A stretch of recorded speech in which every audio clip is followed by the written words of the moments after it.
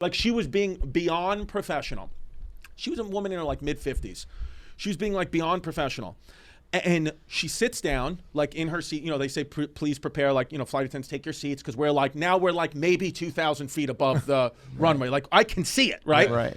So those planes are going fast. So the guy is like yelling at her. Like I can't see it because it's like in the angle, but the guy is like yelling and he's like, this is fucking uncalled for. This is whatever, you know, like whatever's going on. And then out of nowhere, I see the flight attendant. She must have unbuckled the thing. She comes in, in his face, she goes, I will break your fucking arm. She goes, stop talking to me. She goes, this is my last week on the job. I'm about to retire. I don't give a fuck. She goes, I will break your fucking arm. Now sit down and shut the fuck up. Yo, applause. I was gonna say. Like that. The people in coach must have think we were clapping because we landed. I was like, no. And yo, bro, she was not in her seat by the time the plane started actually at the runway, because I heard a thump and I think she fell into the wall. But she goes, I will break your fucking arm. Shut the fuck up. This is my last week on the job. I'm retiring.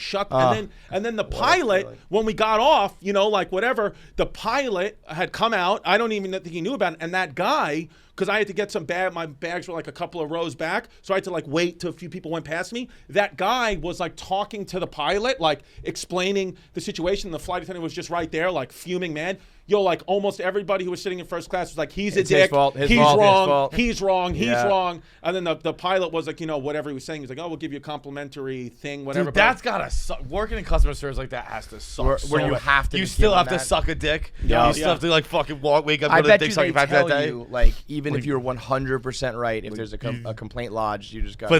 But once those 2 weeks go in, Oh, yo, man. that's it, dude. I will break your. She said, I'll break your fucking fucking arm. And I was like, oh my God, do it. I was like, do it. Man, I'd love to quit this job and fucking go out in a blaze of glory. Quit, dude. Let's do that. Quit, dude. Let's do that soon and just fucking let's just fabricate it. You know It's what I mean? almost Let's pick over. a fight and go down in a fucking blaze of glory just because it's awesome. You could do that. Your very last show, you should do that. what I Fucking mean. air it out, dude. Yeah. Air it out, man. Fucking strap KB to a fucking I want to waterboard him. What happens when you get waterboarded, by the way? Why does it suck so much? I feel like don't you're gonna know. drown. It's. I had a friend ask me to do it to him once. It's like, Like as a way to come? He was like, he's a very intense friend. And like, he was going to the Marines. And he was like, I just want to know, just in case I get kidnapped. Like, bro, you're gonna be in fucking San Diego. Relax. What it does is it gives you the sensation of drowning without you're never actually gonna drown, so you don't have to worry about it. But what So if it's you like just me being don't at home breathe? just on a random day with What my if family? you don't breathe while they're doing it? Well, I think they fucking just do it till you breathe, till you start to inhale. But like, Some people have been killed waterboarded. They had to have been. I mean, I'm sure. Yeah, I'm sure you can. Dude, do you know that there's a disease? Not a disease. Well, we can do it right now. We can like washcloth and we'll Bro, waterboard there's a surgery out there for when people have sinus problems called your inferior turbinates. I was a doctor. I was once a physical therapist. No. I only know this because I was about to get this surgery, and then the great Jim Norton was like, "Be careful about that surgery. You can get empty nose syndrome." And I said, "What?" So I had So you had inferior turbinates. I was literally scheduled for it within 24 hours of running into Jim. This was 2 years ago. And still have a deviated septum and crippling sinus pain.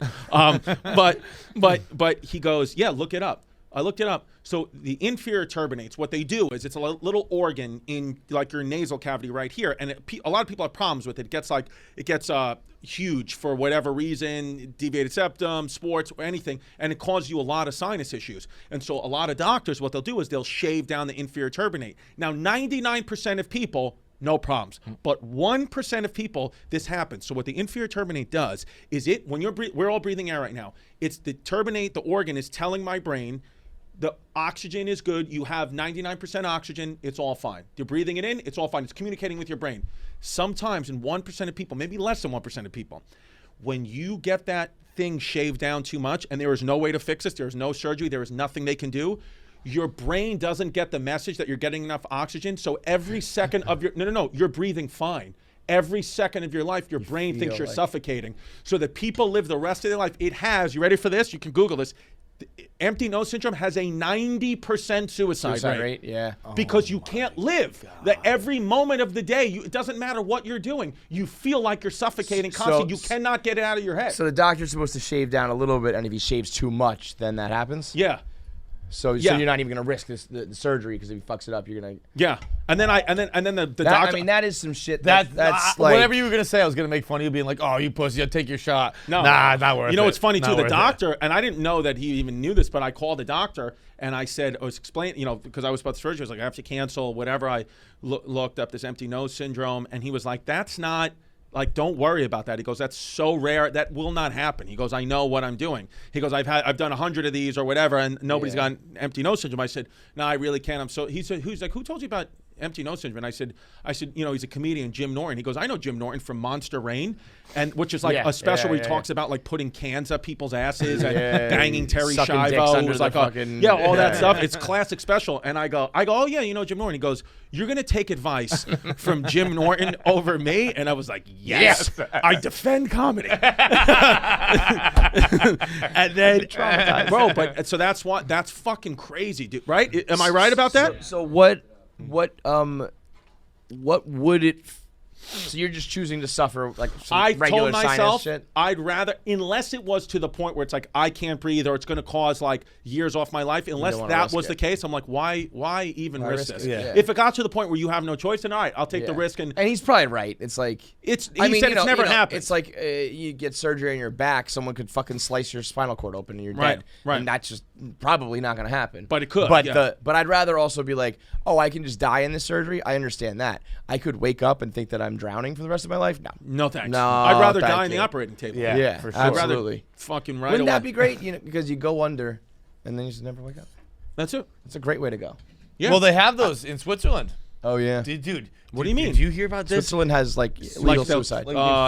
what's it? Euthanasia. yeah. Yeah. Yeah. Okay, The first one was the suicide pods. They're called suicide clinics. Bro, I just read about this because there was this article about like these two nurses from. That's where KB is going to be after this episode airs. Suicide pod. These nurses, it's like a nurse and doctor sisters. Yeah. From Arizona. Okay. They go on vacation in fucking Switzerland. Okay. Their family thinks they got kidnapped because they were sending texts being like, "Hey, we're gonna stay here a few extra days." Did you see why they thought it was a kidnapping? By the way, They misspelled your and your. I mean, Yeah, that's like, a stretch. that is- If Chris ever sent me YOUR instead of YOURE, I'd be like, he's kidnapped in Bogota or whatever. guess I they never said- get those wrong. Yeah, There and there, never I get fuck it. up all the time. But not your But not and your your. and your.